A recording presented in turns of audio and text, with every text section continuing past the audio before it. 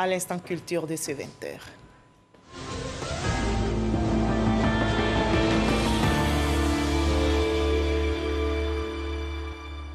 Et on en arrive à l'entretien avec notre invité de la page culture. On parle cinéma ce samedi et nous retrouvons Madame Diomandé Lisson, directrice du cinéma de Côte d'Ivoire. Je vous retrouve avec plaisir. Moi aussi, effectivement. Alors, merci d'être avec nous. Le FESPACO s'est achevé, je rappelle, le 23 octobre dernier à Ouagadougou avec le sacre du réalisateur somalien Ahmed Kada et le jury a opté pour la femme du fossoyeur. Alors, dites-nous, qu'est-ce qui a fait la différence selon vous? Vous savez, le jury... La compétition est achevée, bon. Donc on peut débriefer aisément. Oui, mais vous savez, le jury, il est souverain. Il y a eu plusieurs jurys.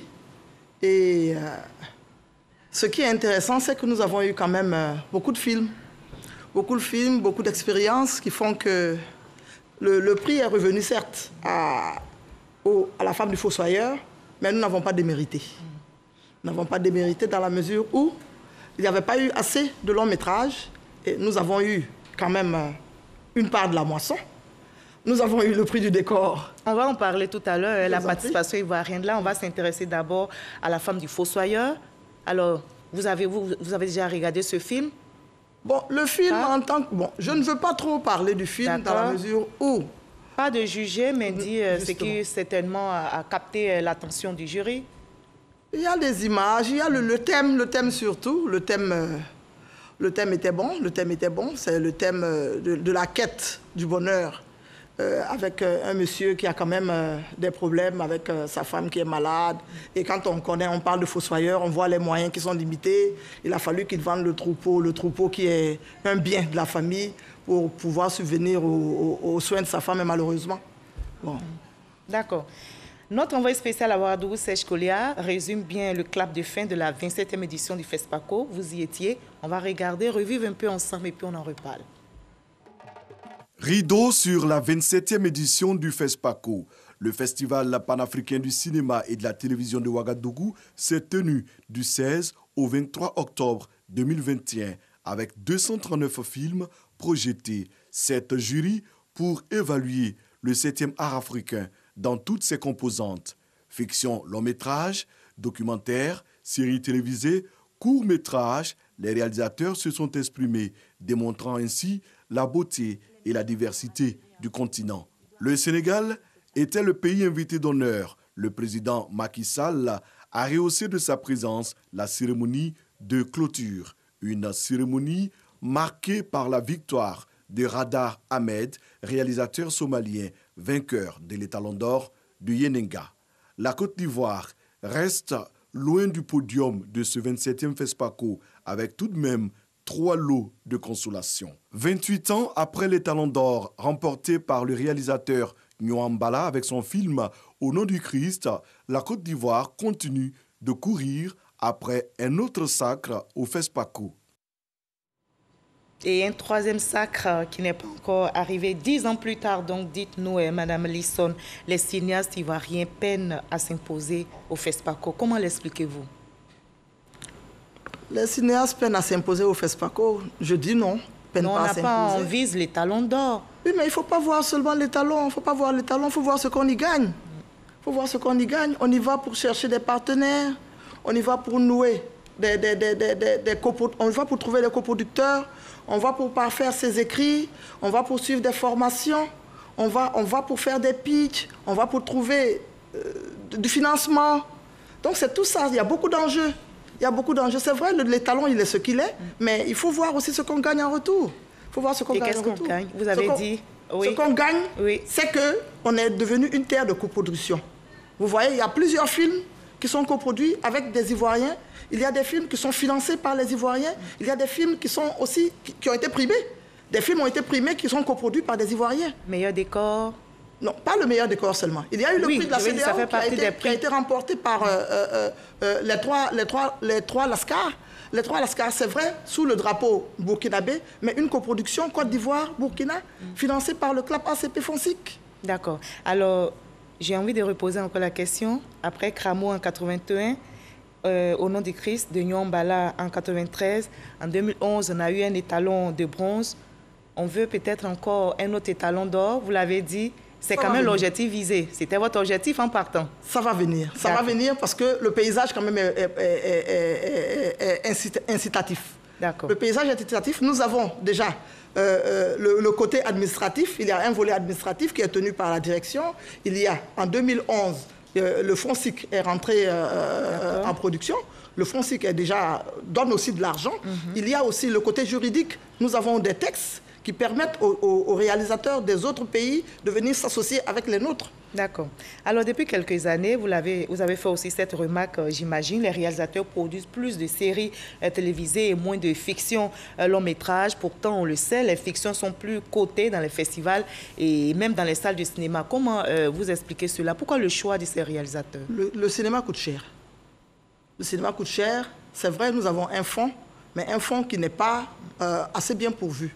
Et je profite pour saluer quand même le dynamisme de la ministre, notre ministre Alette Badou-Nguessan, qui a pu faire signer les textes, les décrets d'application de nos textes. Et à partir de là, quand même, la cagnotte va prendre quand même un peu plus d'ampleur. Donc c'est juste un problème de financement? Bon, il y a beaucoup de choses. Il y a le financement. L'écosystème est quand même assez bien ficelé. L'écosystème, il y a un écosystème que nous essayons quand même de mettre à la faveur de nos producteurs. L'écosystème est bien dans la mesure où les textes déjà sont là, qui vont permettre à nos réalisateurs d'avoir des fonds. Bon, le public est là. Bon, il y a un manque de salles, c'est vrai, mais depuis un moment, quand même, il y a une politique pour la réouverture des salles qui vont commencer. Il y a un partenariat public-privé, déjà qui se dessine. Dans quelques temps, vous allez voir la salle du Capitole. La salle mythique du Capitole sera le premier. C'est le projet pilote. Et nous allons essayer d'ouvrir des salles dans d'autres régions. Bon, et puis, nous essayons aussi d'ouvrir des écoles de formation. La première chose, c'est la formation. La professionnalisation commence par la formation. Il y a la structuration. Et déjà, à partir de là, si nous formons aussi des gens pour la diffusion, nous avons des médias pour diffuser. Donc, et voilà. La formation, sera mis sur la formation. Nous tablons sur la formation. Après la formation, il y a la production et la diffusion. Après la diffusion, il y a le public. Avec les partenariats, avec ce que nous avons signé comme partenariat avec d'autres États, ça va agrandir le champ. Et ça permettra à nos réalisateurs et nos producteurs de rentrer dans leur fonds. Est-ce que c'est, oui, de rentrer dans leur fonds, mais est-ce que ce n'est pas aussi le but ou bien le désir d'avoir plus et vite qui amène les cinéastes vers les séries? Avec la signature de nos décrets, le statut de l'artiste est reconnu. Une fois que son statut est reconnu, après, il y a le barème qui va être homologué.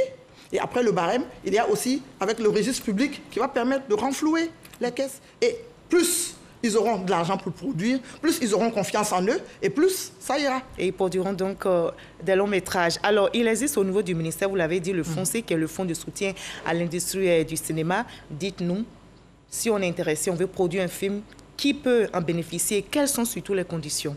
Il y a des critères. Il y a des critères, il faut avoir déjà produit. Il faut être professionnel dans le métier. Il y a toute une panoplie. Il y a toute une panoplie de critères. Il y a beaucoup de cinéastes déjà. Au moins, donnez-nous une idée.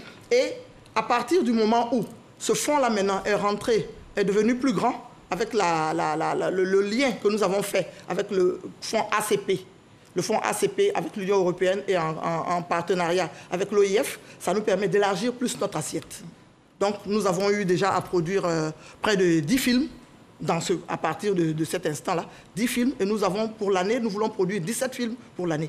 Il y a des séries, des longs métrages et des documentaires. Et ça nous permet, avec ce qu'on leur donne, de finaliser leur production. On n'a pas dit pour commencer, c'est pour terminer les productions. Donc, ça permet d'avoir d'autres pays. Nous avons le Gabon, nous avons la Guinée, nous avons le Sénégal, nous avons le Mali.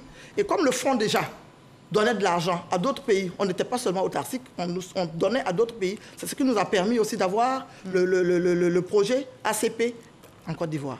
Donc le fonds donne pour un tiers et les ACP, l'Union européenne, les deux tiers. D'accord. Donc voilà. Alors précisément, dites-nous, vous, en tant que directrice du cinéma de Côte d'Ivoire, quelle est votre politique? Quelle est la politique que vous mettez sur place pour favoriser la production de véritables fictions long métrage dans notre pays? Vous savez, il y a des écoles de formation. Déjà, au sein de l'INSAC, nous avons des écoles. Et nous avons aussi des partenariats avec d'autres écoles dans d'autres pays qui nous permettent de former nos réalisateurs. Le problème se situe à quel niveau? On se plaignait du manque de financement. Et je salue ici Le fonds SICAE. Non, pas surtout On le fonds va pas revenir sur le fonds SICAE. Je ne parle pas du fonds SICAE. Je parle du Premier ministre déjà qui a reçu les professionnels du cinéma. Et on sait que la politique, déjà, est à notre faveur, puisque ce sont les premiers qui ont eu à recevoir. Et à partir du moment où le fonds va augmenter, donc on salue déjà cela. D'accord, une Et promesse. ça va donner du courage à nos réalisateurs, à nos producteurs de se lancer dans le lot. Et vous voyez, même au niveau de l'Afrique ici, quand un film se joue, ou bien on voit un acteur ivoirien, ou bien on voit un technicien ivoirien. Donc on peut espérer revivre l'époque des Henri Dupac, Mais des bien Timothée sûr, Bassori, des Nwambala, des Désiré Carré Oui, et bien autres sûr. grands noms du 7e Bien art sûr. ivoirien. On dit qu'on s'assoit sur l'ancienne natte pour tisser la nouvelle. Nous comptons sur les anciens pour nous aider à former les jeunes. C'est normal. Et vous nous y avons travaillez. des écoles. Nous sommes en train d'ouvrir des centres intégrés. Et il y a un grand espace au niveau de Jacquesville qui va être... c'est une, comment on l'appelle, une cité du cinéma. Une cité du cinéma que nous allons faire. Le producteur ou bien le réalisateur viendra seulement avec son idée et il sortira avec un grand film. Nous allons faire, à l'exemple de ceux de l'Inde, hein, les studios cinéma de l'Inde, à l'exemple du Maroc. Voilà. Nous allons ouvrir notre grande... Merci beaucoup, Madame Diomandé Lisson. Je rappelle que vous êtes la directrice du cinéma de Côte d'Ivoire. Merci d'avoir été notre invitée de la page culture de ce 20h. Oui, mais je tiens à vous dire que le cinéma est bien en entier ici. Ne vous inquiétez pas. Et donc, on espère avoir notre étalon d'or, parce que moi, je tiens à ce qu'on ait notre étalon d'or à la 28e édition. C'est une belle ambition que vous partagez, bien sûr. L'ambition est partagée. Merci beaucoup. Merci d'avoir été notre invité de la page culture. Merci au président de la République, merci à Madame la ministre, merci à tous ceux qui nous aident à aller de l'avant. Merci beaucoup. Merci à vous aussi d'avoir été avec nous. Vous restez avec nous. On va conclure le journal ensemble. Clap donc de fin du 27e FESPACO. On prépare déjà la 28e édition et la Côte d'Ivoire sera au rendez-vous. Le cinéma ivoirien écrit ses lettres de noblesse avec ses jeunes acteurs plus que jamais déterminés à faire revivre le 7e art pour le bonheur des cinéphiles. Et vous l'avez compris, ce journal est terminé. Merci de l'avoir suivi. À demain 20h avec le même plaisir. Merci.